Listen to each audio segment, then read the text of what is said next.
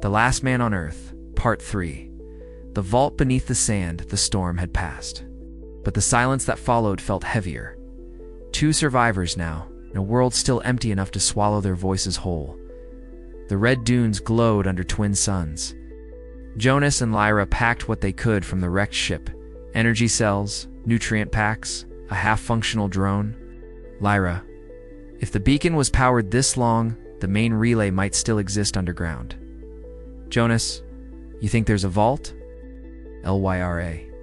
Every colony had one. Central archives, cryo units, backups. If we find it, we'll find answers. He nodded. Answers or ghosts. They walked for hours through shifting dunes. The heat shimmered. In the distance, half-buried domes broke the horizon. Relics of the terraforming era. Jonas checked the scanner. Faint energy signatures pulsed below the surface. Jonas, there. Sub-level grid still alive. Lyra. Then someone kept the power running. A cold wind swept over them. The desert moaned like something breathing. The scent, they reached a collapsed entrance half buried in sand. Lyra brushed away the dust, revealing the faded symbol of Colony Echo Command Center. The air below was stale, dry, ancient. Their lights pierced darkness that hadn't been disturbed in decades. Rows of dormant servers lined the corridor like tombstones. Jonas quietly. This was the heart of everything. Lyra connected her wrist interface to a console. Sparks flickered. Data streams came alive. Lyra, still readable, as a log. A hollow voice filled the chamber, the last recording of the colony governor. Log distorted, terraforming collapse. Evacuation in water cores. Evacuation incomplete.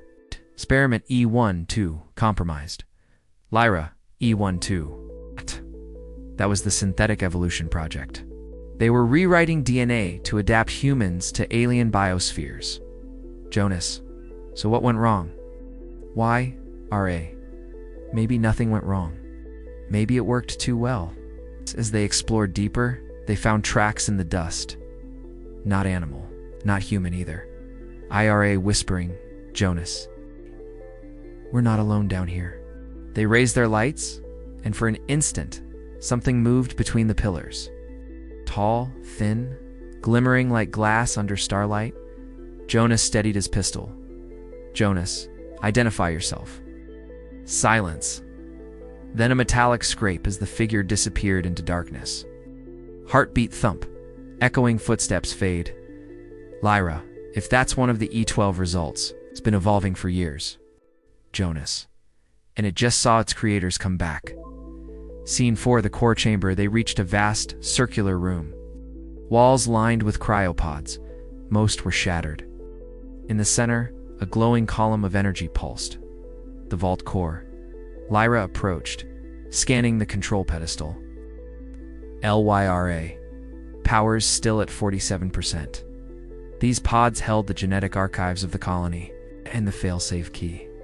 Jonas, failsafe. Lyra. If the atmosphere turned toxic, the vault would reseed life when conditions stabilized. She typed a command.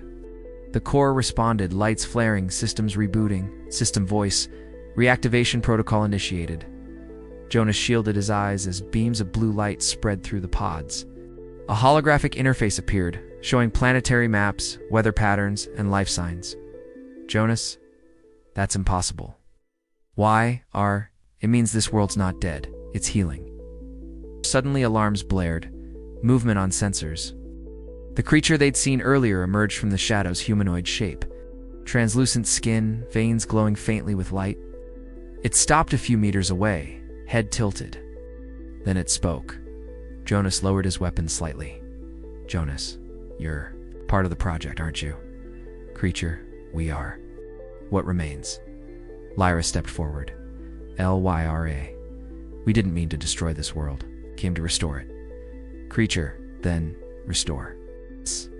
The creature extended its hand toward the core, fingers trembling. Lyra looked at Jonas. Lyra, if we link their DNA to the failsafe, they become the seed of the new ecosystem. Jonas, and if it fails? Lyra, then nothing changes. He hesitated, then nodded. She placed her wrist and her face on the pedestal. The core flared, engulfing them in blinding white light. When the light faded, the creature was gone. Outside, through cracks in the ceiling, new green growth pushed through the sand, tiny leaves glistening under dawn. Lyra fell to her knees, tears in her eyes. Lyra. It worked. Jonas softly. Looks like the planet remembered how to breathe. They stood together, watching the first sunrise touch a living world again. Beneath centuries of dust, the heart of the colony still beat. Humanity had left its scars, its ghosts, its echoes, but also its spark. And now, that spark had found soil again. Jonas looked at Lyra. "We woke the vault," he said. She smiled. "We wake the world."